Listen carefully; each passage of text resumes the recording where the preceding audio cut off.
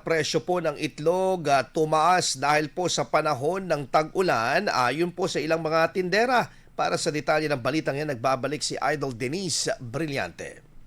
104.7 IFM Report.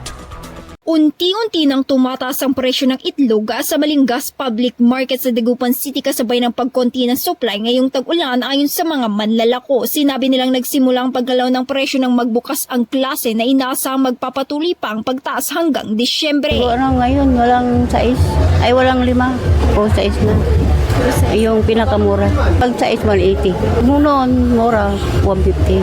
150 po.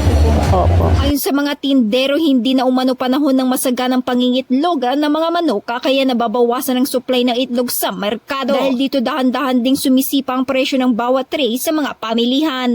Medyo patapos na rin yung egg season kaya medyo tumaas na rin yung presyo. Kaya nito, last week, twice nagtaas.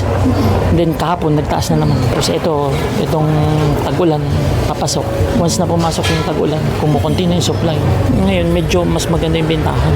Lalo na ngayon, pasukan. Sa kabila ng limitadong supply at pagtaas ng presyo na nanatili umanong malakas ang bentahan ng itlog dahil sa mataas na demand mula sa mga mamimili lalo na ngayong panahon ng pasukan. Ayon sa mga manlalako habang nagpapatuloy ang tag-ulan, inaasahan nilang mananatiling mahigpit ang supply at posibleng madagdagan pa ang pagtaas ng presyo sa mga susunod na buwan. Kasama mo mula rito sa IFM News Dagupan, ito sa Idol Denise Brillante, tatak IFM. IFM News. IFM News. IFM News.